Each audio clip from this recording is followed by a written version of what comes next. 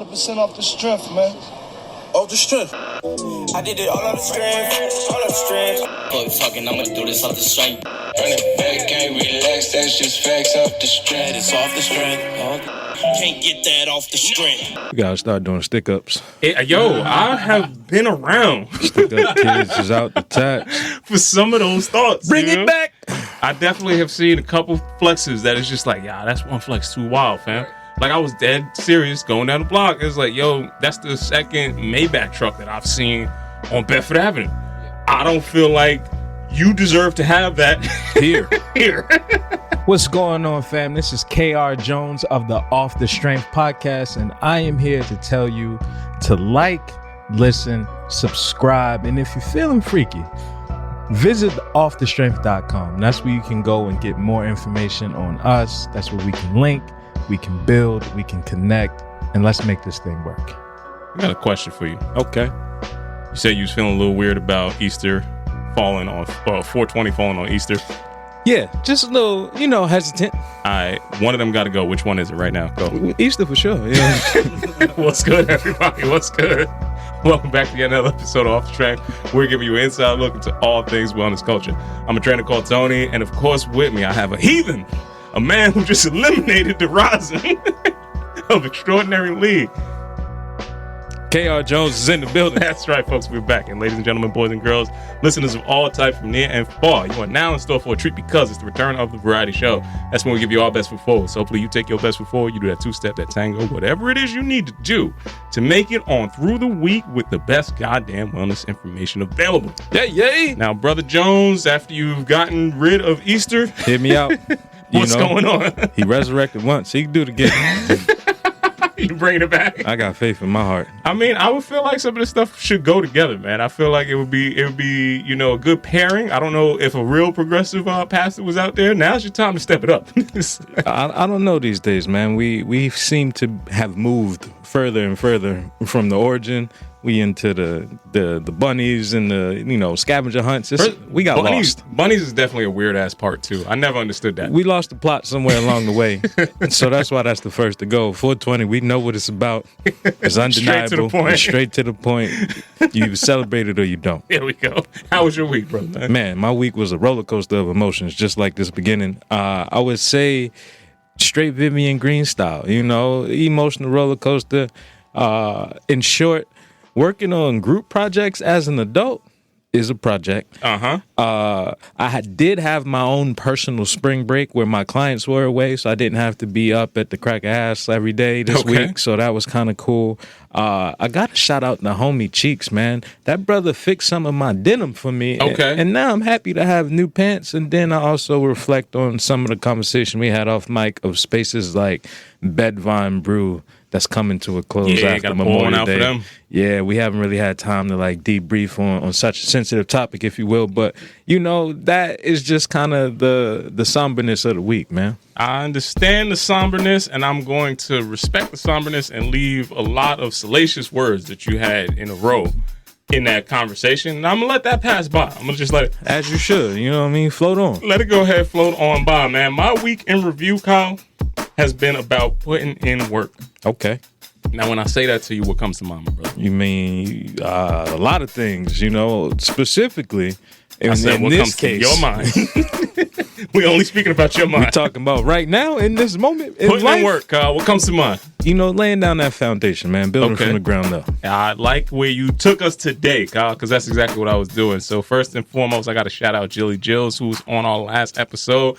So I definitely pulled up to her ride out, the springtime ride out with Happy Monkey and Heirloom, and I knew immediately as soon as I got there, Kyle, I needed to put a lot more work into my mileage game on the bike, bro. I woke up that morning and found out that I wasn't really Brooklyn to Dykeman back to Brooklyn ready out the gate. So I was humbled by that experience. That's a stretch. It definitely was, especially with, trying to keep up with the young homies up there, man. So that definitely set the tone of me like, all right, I got to put in some more work. I got to keep this thing moving. I got to understand how I could continue to improve upon myself, right? Yeah. In that same notion, man, I'm starting a whole new ambassadorship next week with a can of wellness company that I'm looking forward to share a little bit more with. And the training is starting in a dispensary that I'm very familiar with, Kyle. How so? I'm very familiar with it because I frequented it, but that's neither here nor there. Okay. Kyle, I want to talk about, because I understood the space and because I understand the market to the extent that I do understand the market, I've been putting in the work trying to really lay out the foundation of where I want to go inside this space. And I'm going to tell you, this thing is moving way faster than I could have accounted for at the top end of this year. So I got to put in even more work to take that idea all the way through to execution to see myself in the position that I want to see myself in. And Kyle, that's the spirit that I want to bring into this week's Ask the Professional. Okay. Can you share a story about a time when you had to put in the work for something that didn't come easy for you? And what's a lesson you learned about yourself in the process? Man, that is a hell of a question. I always find it interesting how we find alignment on our topics. We're going to speak a little bit about this later on in the Raising the Bar segment. But for now, the thing that comes to mind for me was the first apprenticeship I was in, unknowingly to me, working at that mural painting company. Okay. Working at the mural painting company, I put myself into a completely new environment. Like, I had never worked in the paint industry. I didn't know anything about painting. And I was really green in this space. And I think my willingness to ask questions, to have curiosity, to really follow up with the people and lean on the people that have been there and doing it for years. Yo, how do I do this? Why is this like that? Tell me what that's called again. Like, literally asking questions. And it put me in a position to really just kind of step up to the plate and knock it out the park. Like, it was a great job till it wasn't, you know? And I think about placing yourself in that environment, right? Like, being comfortable with being uncomfortable, because that's necessary for your growth. Yeah. What's the thing that you learned? Is that the lesson that you took away? The thing that I learned is, if I really had to disseminate a message, it's really always funnels back into knowing your value. Okay. Right? Like, you can do anything, but you can't be everywhere. Right? Like, just because you can do the job and execute it on a high level doesn't mean that that's the job for you. And being able to recognize that and make a choice for the betterment of your life and your circumstance, I think was the lesson in that. It's like, yo, I love this space. I love what I do. The people I work with, minus ownership, but I can't stay here because they don't value me the way that they should.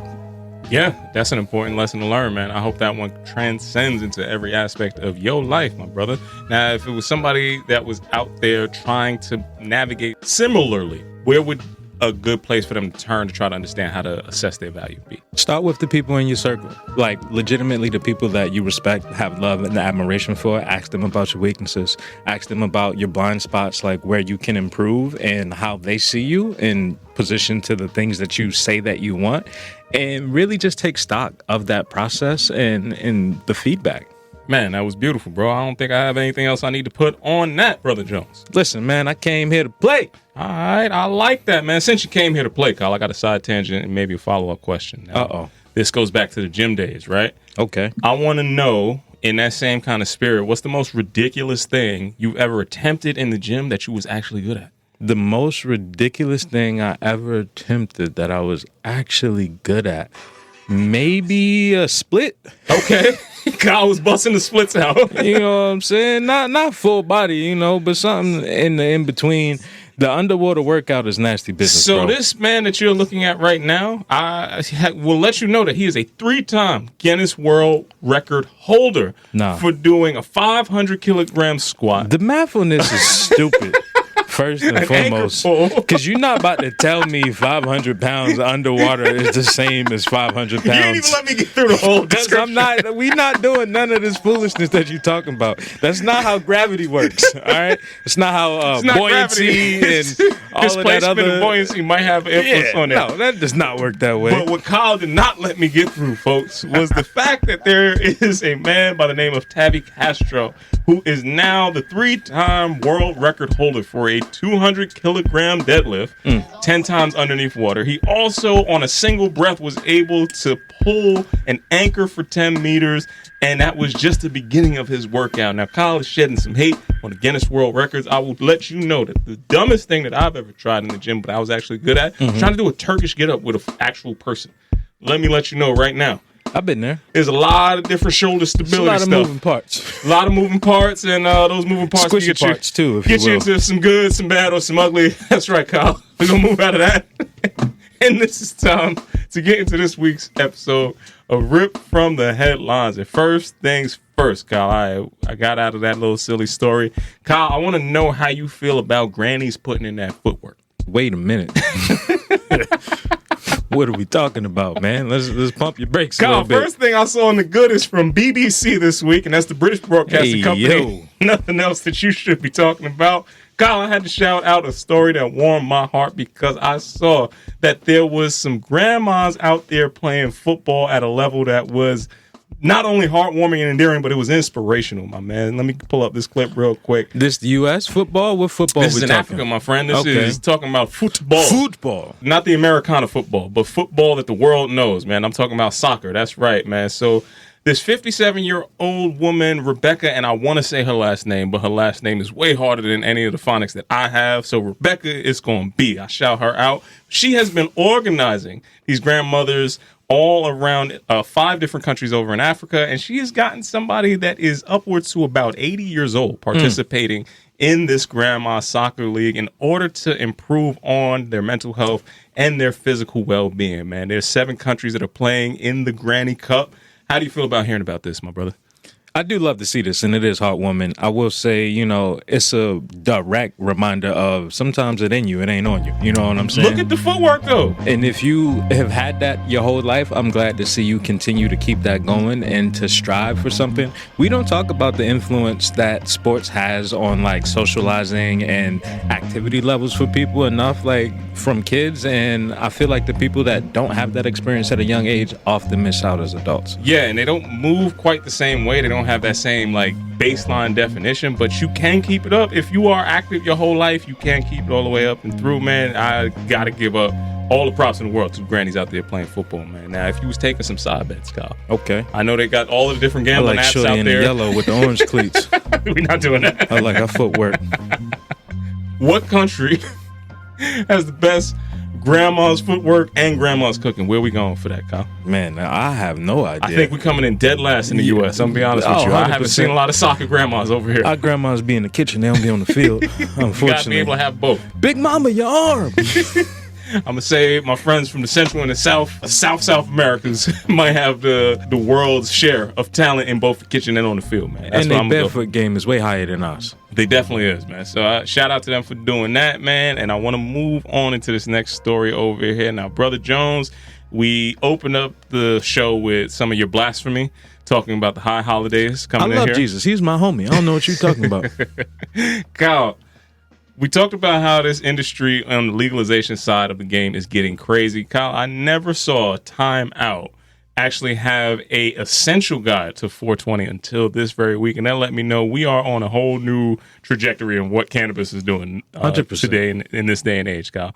So I'm going through this list, right? And inside the list of things that you could participate in that is recommended on the front of Timeout this week, Kyle, there is a luxury experience for cannabis where you can go to a high-end boutique dispensary, Charlie Fox, and have a full cannabis dinner accompanied with a cannabis sommelier. Now, here's the thing that I want to let people know. Don't be fooled by these cannabis dinners out here. Speak on it. They can start off really good, and they can end up in a really bad situation.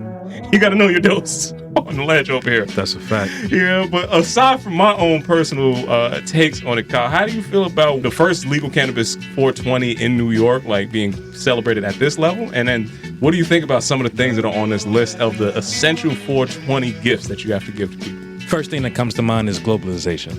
I really have a strong dislike for how the cannabis culture has grown the way that it has, and it's got a lot of players in it, like you said, that I would never want to smoke with.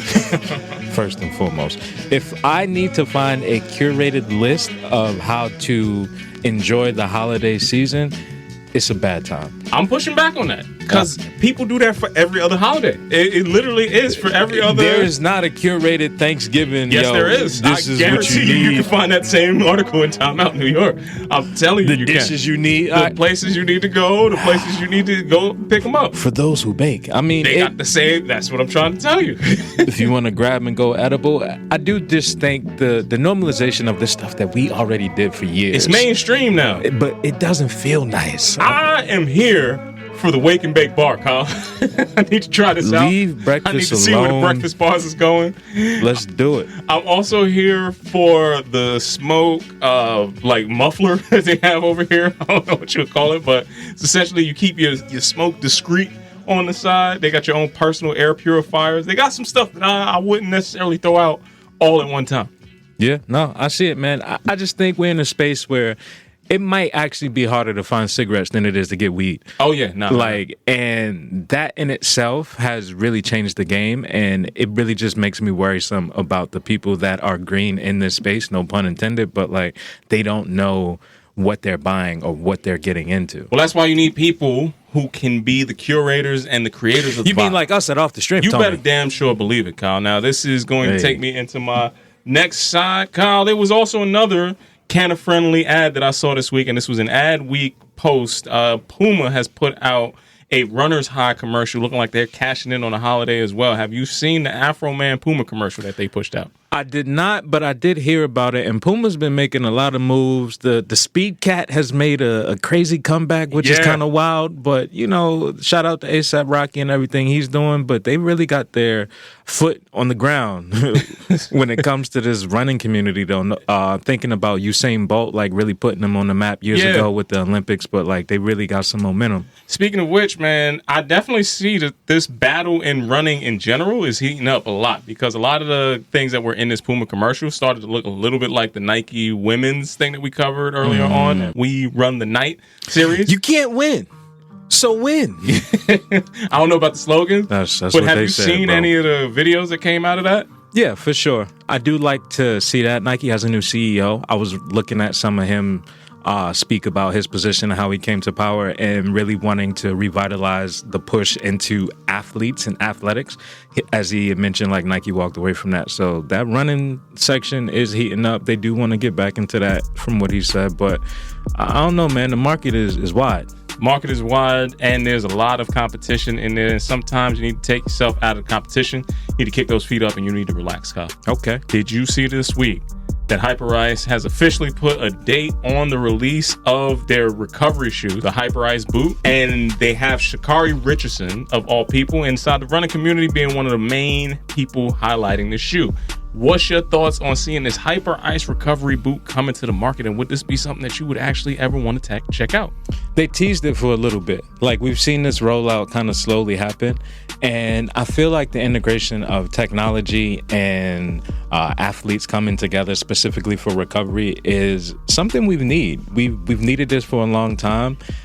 I've seen some people that are a part of like the Nike collective team, like they were introducing them into that space in Soho, and it's like aesthetically they still not where they need to be. Functionality wise, I feel like it is a milestone that's being crossed. If you had all of the fitness dollars to spend, is this a Kyle Jones purchase? No, they're giving them for free off the No, strength. they not. That's what we need. Oh, okay. They will give it to you. All right. We need those so that we can talk about it, so that we can persuade people to use them. If I had the paper to do it, I still wouldn't do it. Well, that's going to be it from my side of this week's Rip from the Headlines. Brother Jones, what'd you see out there in the wellness streets? Man, oh man, that was a lot, man. I want to first, you've been doing a lot from the top of the episode with, you know, your bad mouthing about Jesus to that wasn't me. That was you. You said you was getting the rid of underwater workouts. We're not going to act like you didn't try this stunt before, and it wasn't the underwater workouts, but it was another kind of feat you tried to push. I think it was the dude that was lunging from like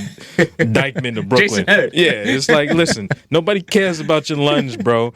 And I feel like if you're lifting weights underwater, it's racist because black people can't swim, and that's a story for a whole nother day. I feel like this is the kind of talk that's never going to get you a Guinness World Record. You just a hater. That's really what I feel. The spot that I did want to land on is first as a quick little bonus side tangent of you showed me a workout. I'm going to share this workout with you. Now, is this something that you can see yourself doing over time? Talk to the people about what you're looking at. No. These are the people that are very gifted in calisthenics, and I always say in some form of acrobatics, right? He's also looking like he's training for some type of combat, because the first position is to run out with a dumbbell in the positioning of a Ja Morant-like celebration in the NBA. right? He's got a rifle. And no, it was just a celebration. Yeah, for sure. He sees the haters over there and he's He threw pointing a them out. grenade. No, Right? he was shutting up fans. What? So anytime you're starting your workout like that, right? You already got to know that you're in a wild position, right? Okay. Anytime you go inversion in a workout, you've already lost. That's upside down. That's feet above the head. Anytime that's happening explosively, that's never going to be on the Tony Bingo list of stuff to do. So I've already excluded myself out of any of this. But it is impressive, and shout out to the creators out there creating, man. I don't know the math on folks out there over 30 and their feet above their head outside of their home or bedroom. It's a slim percentage. The tuck roll and all of the rest of that kind of stuff. There's a contingent into a lunge. There's a contingent in the calisthenic world that does that in like actual spaces and real gyms. I just want to let every one of y'all know that it is impressive physically and it also looks insane. At least he had the decency to take this outside. And for that reason and that alone, I will salute this man. All right, we're going to slide out of that. We're going to slide into something that I thought was good. I'm curious of your opinion. Now, you talked about we having Jill on the podcast and talking about wheelies and wheelie kids and the swerve and things of that nature. Yeah, I was out there, man. They were swerving, for sure. Now, how would you feel about seeing a robot wheelie, Tone? I mean, yeah, Black Mirror's new season is out, and these automated robots are getting scarier and scarier in the abilities that they can execute. These are all weapons of war in my mind. I could just see the war happening. We're not going to have nobody on the front line no more. It's going to be a bunch of people who could be really nice at, like, what the hell is that, Call of Duty? Yeah. You're going to be playing Call of Duty, and there's going to be some robot thing that's flipping around, taking some people out in a country that you've never seen. Oh, man. I don't know, man. It's getting ugly. So you're saying that's not a good thing? I would say likely not, because I don't see your delivery person pulling up on a flipping bike. Now, if they did switch this up, and we got some of the homies that ride on the sidewalks up out of here, and they put one of those in there, now we might be talking. Listen, all right, I don't know. We'll leave that for the listener to decide. Next, I want to slide into, there's been a new trend that I saw on TikTok. Masculinity is one of those things where it's very fragile. So we talked about this before. We've stumbled through it a little bit, or even just brought it to the forefront. But masculinity is very fragile. We had the whole toxic masculinity situation where we also unpacked that a little bit. I'm here to tell you that there are brothers out there that are getting their eyelashes cut during their haircut to have a more masculine appearance. I don't know about that. If my barber ever tries something to like shave off your eyelashes, first of all, shaving off your eyelashes and your eyebrows at the same time, you gotta be really confident about your facial structure, right? And when you do that, if your face is not your strongest feature, just understand why you failed at attracting whomever you should be trying to attract. Has there ever been a point in your masculinity where you felt you need to cut your eyebrows? Eyebrows or eyelashes? Eyelashes. Because those are not the same thing. Either. I definitely not. 3 cuts in your eyebrows trying to wild out was a thing. That happened in New York, and there was a bunch of people that was like that were going around slashing up the eyebrows. And the first time you go to the Dominican barber, he's going to line up your eyebrows without even giving you the consent. They're not even asking you for that. You're going to walk out of that shit looking surprised as hell with the big arch. We're talking about eyelashes now, Tom. Eyelashes is insane. I don't even understand why you would do this to yourself.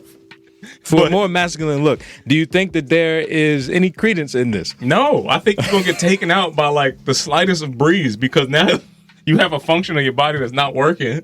And I hope a bug blows directly into your eye. I hope it does. All right. We're going to get into the ugly this week. Now, this is something I saw a while ago, and we have talked about it, but it came back onto my timeline. Brother Tone, just briefly talk about the coffee enema situation. See, I don't know what type of freaky shit you got going on in your timeline, but I don't never have nobody putting nothing up their poop chute on the scroll bar. So the fact that you got a frequency in people doing coffee enemas in their own crib on your screen is a little crazy. Just paint the picture of what you're looking at of this coffee enema. It looks like, you're never going in that shower again after this. Like, if you came home and somebody that you were sharing your time with had their feet up on the wall, and you walk into the bathroom and you see this person actually taking your good Folgers and running it into their body and trying to cleanse themselves, I'm gonna let you know right now, we can never share space again. I'm just be like, all right, that's what you want. All right. I'm gonna go out for that carton of cigarettes. You're saying that's a deal breaker, right? Hey, baby, I'm going to get some eggs. Yeah, I'm And just never coming back. Man, Whatever's there, just let it be there. I might even leave and just make a phone call. Hey, I ain't coming back. I gotta go use a payphone. They're like, they don't even have payphones in New York anymore. Yeah, word. Yeah, no. I'm gonna go use that though. I'm gonna go find one.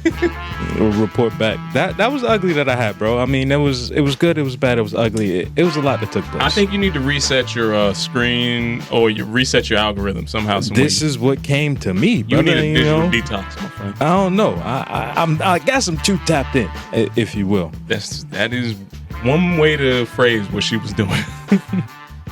Sliding out of that, we're going to get into our Raising the Bar segment this week.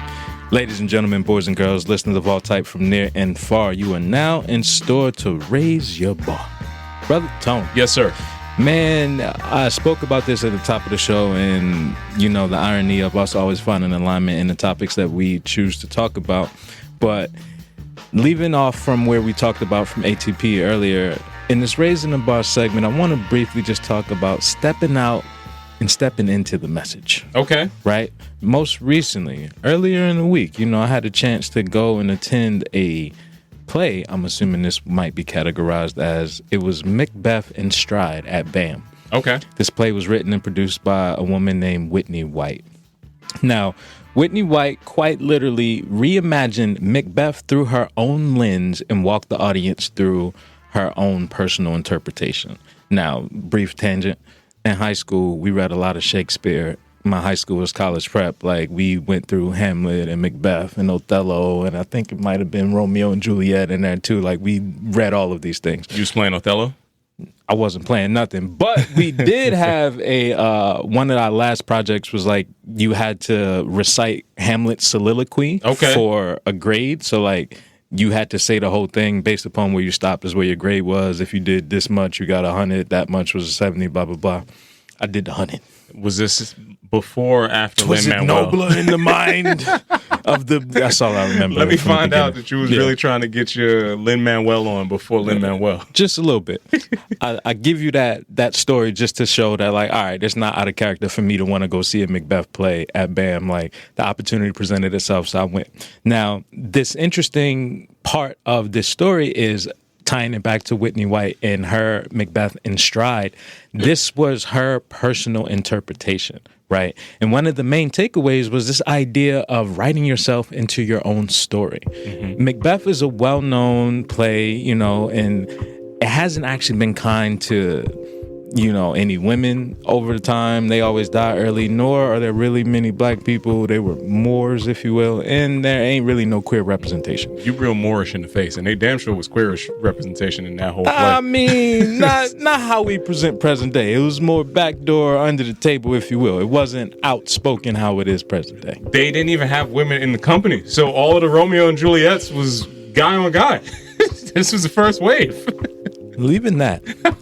This concept of placing yourself into your own story has power because it sounds simple, but I've witnessed people shrink themselves around others that they feel is more accomplished, right? I've seen folks struggle with articulating exactly what it is they want in life, let alone short-term goals. I've personally had to rewrite my own story numerous occasions.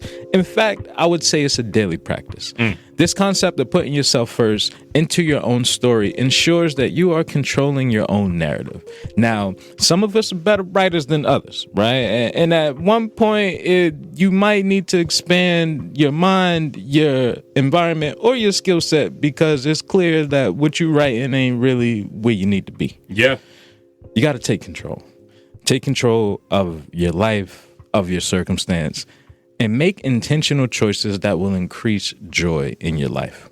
Now, Brother Tone. Yes, sir. I know you are no stranger to a pen and paper or even some keys on the MacBook. Tell me about the power of writing yourself into your own story and how that manifests in your own life. The most powerful thing about that is if you're still alive, the story hasn't ended yet. So you have a chance to take whatever it is that happened in previous chapters and improve upon that. I think it comes from that sporting kind of adage of next play up, right? If I'm only focusing on everything that didn't accrue, didn't go right, if I missed the shot, if I did all the rest of that stuff, I'm going to be so consumed by that thought that it precludes me from making the progress that I want to see in the next play. the next phase of life, the next chapter of your own book that you're writing, right? So all throughout that, the hero's journey is to continuously learn that, forget it, and then learn it again, because you're likely going to keep trying to, if you're fortunate to be progressing in life, and if you're fortunate to keep a aspect of your personal development that is moving you forward, you're going to have to find a space where you once had success, see maybe that the thing that got you there, what is not going to be the thing that keeps you going forward, and then have a decision to make based off of that. So if you want to continuously see yourself improve, you're going to have to get to that level of proficiency, then probably learn a whole new skill that might need to make you shift, adjust, and have to be reborn in your story. And hopefully the accumulation of all the different things that you tell yourself about yourself on the way there ends up being the story that you want to tell. I think you laid out a lot. The first thing that comes to mind is the revisionist history. I think a lot of times we often don't give ourselves permission. I was talking to a homie of mine, and he was talking about growing up in New York, and he was like, yo, New York gave me the permission to be the person that I am today, right? And I'm thinking about the amount of people that don't step into their own shoes, so to speak, right? They don't take that time to really establish and stand on what they want out of life, what they have accomplished, the person that they actually are, and even tying it into this story arc that you built of the hero's journey, right? Like, I'm thinking about specifically the drama triangle. We talked about that before, where you have like the hero, the villain, and the victim, and that all is interchangeable depending on, you know, the plot line in the story, so to speak, or where you're at in life. And it does lend to really that improvement part that you were talking about in the end, right? Of like being, again, comfortable with being uncomfortable, putting yourself in that space where you have to begin again. You have to learn. You have to be vulnerable enough to speak up, to say, hey, I don't know how to do this thing, and this person does, and I need them to teach me this, or I need to grasp this next skill set to get to this next level in life. And I feel like all of that is minor tools that are major things in this toolbox of life, right? Like you can't really put a price on knowing your value. You can't really put a price on what your past experiences are, but you can use them and utilize them to leverage you into where you want to be. Yeah, I think they're simple, but they're not easy.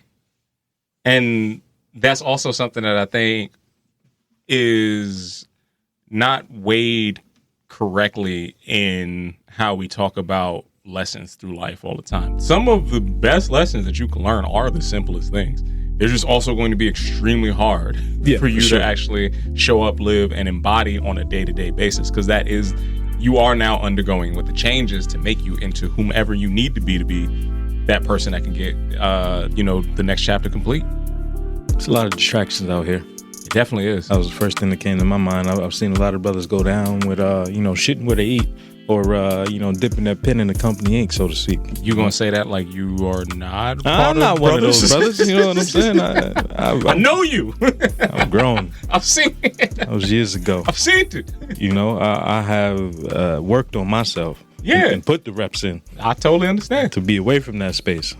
And everybody got to burn their hand on their own time, man. It's going to happen. It's ugly times, man. So, with that, I feel like we can only relax responsibly, Brother Tone. You want to take us into this next segment? I would like to take you into a relax responsibly situation, Kyle. But first, I would like to let the good people out there and off the strength listener land know what this segment is brought to you in part by. Well, let them know, Tone. I would think that it was Roll Up and Roll Out.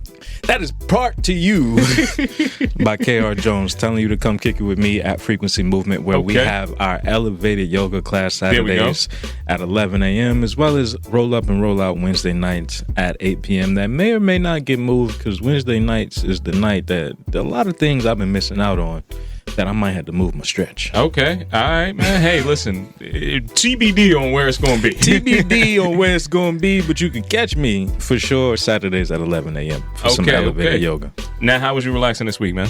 Man, I was relaxing this week because I got a chance to kick it with the homie Dot. Shout out to Dot Ichirul. Salute. Dottie Walmack, if you will, man. He was spinning at Beer Wax, and it was one of those easy, like, Sunday morning vinyl sessions where I just got a chance to just sit back and listen to some good music, soak up some good vibes, which led to me being out last night and doing a little crate digging of my own. Okay. And I picked up some old new music. Let's hear about it. That was it. I picked up some old new music. No, I got a couple of vinyls, man. I got there was a soundtrack that Stevie Wonder produced for a movie. I think it was like The Woman in Red. There was a couple of Spinners vinyls that I picked up. A Brass Connection album. You know, some good old school 70s soul kind of music. You know, that's how I give it up. Man, I can't be mad at that, Brother Jones. I was relaxing responsibly this week by dabbling into the culinary arts, my friend. Okay, you chefing it up. I definitely wanted to make Ripping multiple... with the whisk? No, I don't know what you just said. That wasn't even a full sentence. This is why... Whipping with the wrist? He's been... No, try it again. Whipping with the wrist. Okay, that's what there you we was go. doing. Yeah. There you go. In the kitchen, wrist whipping as I stir fry. That's exactly where I was at. Okay. And you know what? Taking the time to actually just put the intention behind making every single course of a meal. I want to be proud about every single thing I'm putting on my plate and presenting it in a way that I'm never going to be a chef, but I'm going to be somebody who cares about why I'm doing what it is I'm doing. Yeah. It was a thing that I found a level of relaxation in because the whole process is cathartic, man. You know, I go back to my old school days downstairs on the block of the rock. Mm-hmm. Cutting up onions and tomatoes inside a Subway. Sandwich artist. I was eating fresh out here, bro. You know what I'm saying? Somebody had to slice them damn cucumbers. Somebody had to slice them damn tomatoes. They didn't just get on your sandwich. Take a pause right there. There was a TikTok of a young lady in Subway, and she asked for the Michael and Damien cookie. I don't even know what that is. I don't want you to unpack this. She's like, to make this short, it's the Michael and Damien cookie. The macadamia? Macadamia. She said, let me get the Michael and Damien I'm not doing this with you.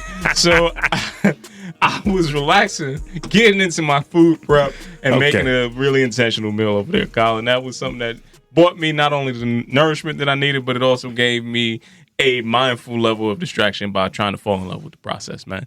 Yeah, I love that. And them dishes got to be clean. And that's where your sous chef got to be in the right space. You know, that's why having a good household, you know, you got to know each other's strengths. Strengths and weaknesses. You got to move just like a good team, Kyle. Listen, and you got to go, you know, one band, one sound. One band, one sound, and that sound might change at any given point in time. You might not even know that the sound is going to change, but that's what we on this week. And if that's what we on, that's where we going, goddammit. I hear hope in that, Tony. I do have a lot of hope. I have a high level of hope. But before I get to the hope about the one band, one sound, immediate change, not ever having a logical reason why that change happened, but being in step with the damn band, Kyle. Yeah. I want to go back to the whole finding purpose and finding a level of authenticity into your art, because I do want to talk about a Mind Over Matter segment. And I saw this week in a campaign from Lacoste a level of New York reality that really made me stop pay attention to what they had going on. And I had to check this out for the level of storytelling that they were doing. Now, Kyle, they put out a new ad campaign featuring some new clothes with actual taxi drivers as the people who they were focusing on inside there. Nah, that's the homie. You can't get any more New York authentic than the cab drivers looking as spiffy as possible on here. Now, I don't know where you was going to go, but this was coming from Outland magazine. Who's the homie? Who's in the photo? Yeah, I hate to disappoint you. He's not a real taxi cab driver. Damn it! He's an actor. He lives in LA. That's the homie Hakim Tafari. He's actually a Buddhist. He's a marathon runner, and he teaches Tai Chi, I want to say. He DJs from time to time. But yeah, he shows love. He got an Organic Thug shirt, man. He was DJing in it. That's what's up. I am terribly sorry because the ad was fire, though. The ad is fire, but it takes away from the whole point that I was trying to land on about it being authentic. So I'm gonna throw that whole part out and just go back to shouting out the homie for doing his thing. It's authentic because that's a real dude, right? And I just want you to reflect on he is still inspiring, because I feel like the path that he took and he talks about is very non-traditional, of like, yo, I stepped into the person I am, everything that we talked about, and now I'm getting these opportunities for major brands to showcase me in that way. And I think that is a perfect example of alignment coming to, you know, purpose, or purpose meeting opportunity at the corner in that intersection. So it very much should still have that same sentiment, but that brother is definitely not a taxi cab driver in New York. I'm going to take it out of my Mind Over Matter. I'm going to put it into some hope. I hope that people get to be as authentic as I thought this was in their creation of art, because I thought it was a real thing. So I hope that you get to make something that's so fly that people actually think that there's a whole ass belief system based off of this, and you want to see that level of storytelling play out, man. That's what I hope for everybody out there. I see you in that hope, brother. Yeah. And I hope that those out there that are doing the work find the tools and the language they need to write themselves into their own story. Got me again, Kyle. That's how they do you. Slipping. Man, you should have came to me, brother. I would have told you. That's what I thought it was, man. But if I needed to keep people abreast of all of the ads, fake, real, not anything in between, and any other inspirational kind of sensations that you can find on these good streets of New York City, live on the block of the Rock, Kyle, where could good people go to tap in with us? They can visit on Instagram at @offthestrength_, or if you're in the greatest city in the world, that is New York City. Sometimes you can come on down to Rockefeller Center, where you can see us record live and direct at Newsstand Studios at the block of the Rock, at the bottom of the Rock. If you can't make it in, you can always visit Instagram at Rockefeller Center or X at Rock Center NYC. Once again, it's been another fantastic episode of Off the Strength from Trainer called Tony. KR Jones. Peace and much love to everybody out there. Until next time, we'll see you soon. Peace! What's good, everybody? I'm a trainer called Tony, and I am here from the infamous Off the Strength podcast, asking you today, listeners, viewers, wherever you may be, to please like, listen, and subscribe to our podcast. This is how we're going to continue to be able to deliver you the best goddamn wellness information out here. So if you want to keep hearing this and you want us to keep growing, you are a part of this show just as much as anything else. So please go to offthestrength.com. Make sure you check out our blogs. Make sure you check us out on IG. And if you're hearing this voice and you didn't hit that subscribe button, know that Kyle is going to come looking for you. You got that right. It's the perpetual nature of what the city brings on you. You know, it'll make you have to figure it out. Yeah. You have to understand that living in New York and surviving in New York are completely different things. And there's a threshold for you to actually be living in New York, and that threshold is a chase somehow for this paper.